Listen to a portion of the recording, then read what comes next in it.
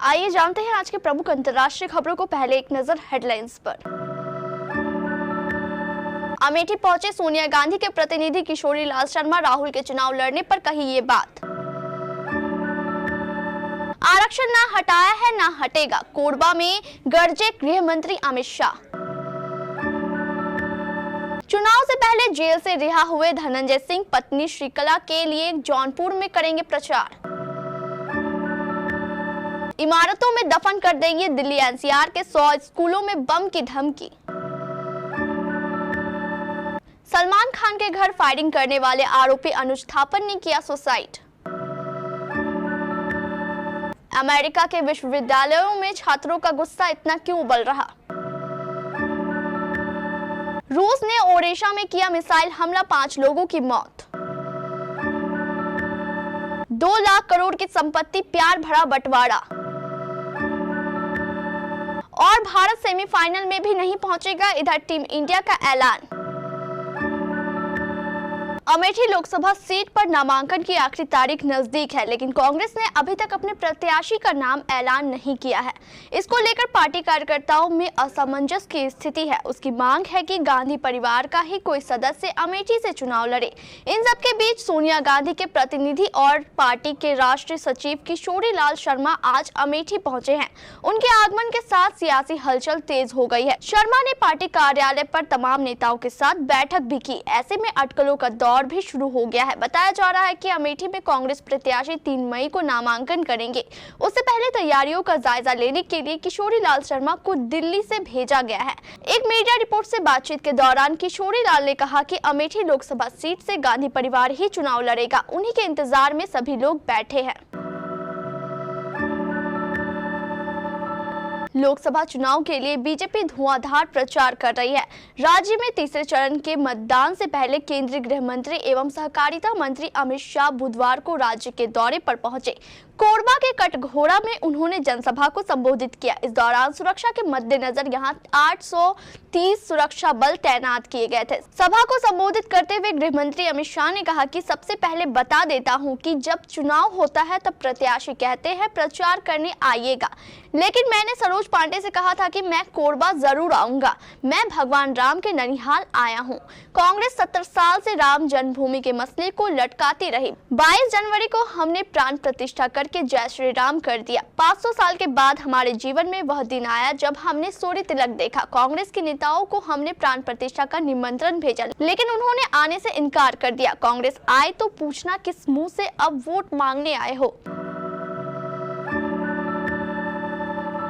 पूर्वांचल के बाहुबली और पूर्व सांसद धनंजय सिंह को जेल से रिहाई मिल गई है। इलाहाबाद के हाईकोर्ट के आदेश के बाद वह बरेली की जेल से रिहा हो गए हैं। जेल से निकलने के बाद धनंजय ने कहा कि मुकदमा फर्जी है, वरना जमानत नहीं मिलती। उन्होंने कहा कि वह जौनपुर से पत्नी को चुनाव लड़वाएंगे। धनंजय सिंह ने जेल से निकलकर मीडिया से बातचीत करते हुए कहा, फर्जी मुकदमे में सजा हुई थी। 2020 में फर्जी मुकदमा मेरे ऊपर दायर किया गया था। माननीय उच्च न्यायालय ने मुझे जमानत दे दी। मेरी पत्नी बहुजन समाज पार्टी से जौनपुर सीट पर चुनाव लड़ रही है। मैं यहां से सीधा जौनपुर अपने क्षेत्र में जाऊंगा और उनके लिए प्रचार करूंगा।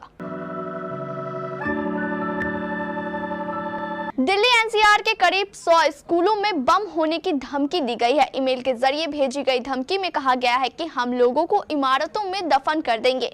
वहीं इस धमकी को जिस ईमेल के जरिए भेजा गया है उसका सर्वर विदेश में मौजूद होने की जानकारी सामने आ रही है। दिल्ली के उपराज्यपाल विनय कुमार सक्सेना ने कहा कि आरोपियों को बख्शा नहीं जाएगा। जिन स्कूलों को धमकी भरे ईमेल मिले हैं उन्हें लेकर दिल्ली पुलिस की अलग अलग टीमों ने जाँच की है।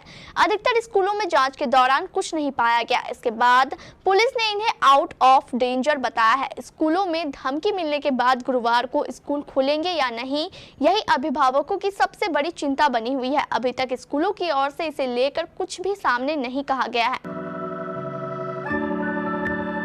14 अप्रैल 2024 को बॉलीवुड एक्टर सलमान खान के घर हुई फायरिंग मामले में एक बहुत बड़ा मोड़ आ गया है।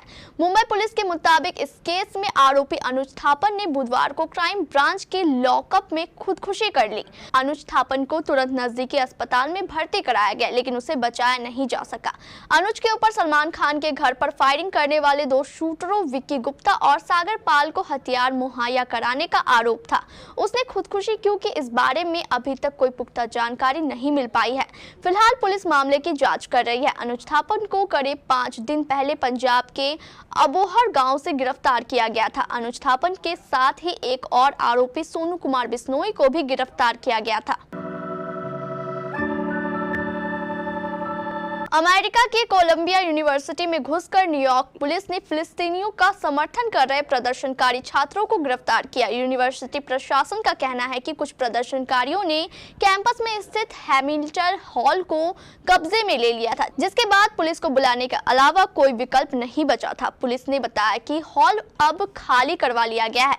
यूनिवर्सिटी के छात्र गिरफ्तार किए जा चुके हैं। प्रदर्शनकारियों का हौसला बढ़ाते हुए न्यूयॉर्क की सड़कों पर देखे गए थे। इस बीच अमेरिका के लॉस एंजलिस शहर की एक यूनिवर्सिटी कैंपस में फिलिस्तीन समर्थक प्रदर्शनकारियों की एक विरोधी गुट के साथ झड़प की भी रिपोर्ट सामने आई है।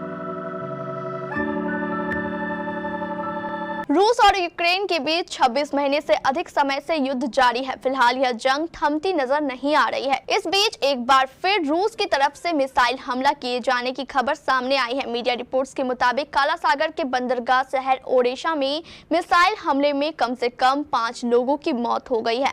वहीं 30 से भी अधिक लोग घायल हुए हैं। इस हमले में कई आवासीय भवनों सहित नागरिक बुनियादी ढांचे को नुकसान पहुंचा है। अधिकारियों के अनुसार इससे पहले रूसी सीमा से सिर्फ 30 किलोमीटर दूर स्थित यूक्रेनी शहर खार्किव पर ग्लाइड बमों से हमला किया गया था। उस हमले में 2 नागरिक घायल हो गए थे। इस हमले में एक बहुमंजिला आवासीय इमारत भी क्षतिग्रस्त हो गई है। हर परिवार में संपत्ति और पैसों का बंटवारा आम बात है, लेकिन जब देश के दिग्गज कारोबारी परिवारों में यह बंटवारा होता है तो सुर्खियां बन जाती है। भारत के कई कॉर्पोरेटर घरानों में बंटवारे हुए हैं। अब इसी कड़ी में एक और बिजनेस फैमिली में बंटवारा होने जा रहा है। 127 साल पुराने गोदरेज फैमिली में संपत्तियों के विभाजन को लेकर सहमति बन गई है। गोदरेज ग्रुप ने स्टॉक एक्सचेंज को इस बात की जानकारी दी है। भारतीय शेयर बाजार में गोदरेज समूह की 5 कंपनियां लिस्टेड है। इसमें Godrej Industries, Godrej Consumer Products, Godrej Properties, Godrej Agrovet और एस्टेव लाइफस्टाइल शामिल है। गोदरेज कंज्यूमर प्रोडक्ट्स सूचीबद्ध कंपनियों में सबसे बड़ी है, जिसका बाजार पूंजीकरण 30 अप्रैल तक 1.26 लाख करोड़ रुपए है। वहीं इन सभी कंपनियों का joint market cap 2 lakh crore से भी ज्यादा है। T20 विश्व कप 2024 के लिए एक और जहां भारतीय क्रिकेट कंट्रोल बोर्ड ने टीम इंडिया का ऐलान किया, तो दूसरी ओर इंग्लैंड के पूर्व कप्तान ने अगले ही दिन टूर्नामेंट के सेमीफाइनल में पहुंचने वाली 4 टीमों को भविष्यवाणी दे दी। इंग्लैंड के धाकड़ पूर्व क्रिकेटर माइकल वॉन ने जिन 4 टीमों को सेमीफाइनल में पहुंचने के लिए दावेदार बताया है, उसमें जाहिर है भारतीय टीम का नाम शामिल नहीं है। हालांकि यह कम हैरानी वाली बात है, क्योंकि माइकल वॉन अक्सर इस तरह की बात सोशल मीडिया पर करते रहते हैं और कई बार वह खुलकर भारत के खिलाफ होते हैं। खैर, माइकल वॉन ने अपने प्रेडिक्शन में इंग्लैंड, ऑस्ट्रेलिया, साउथ अफ्रीका और वेस्ट इंडीज को शामिल किया है।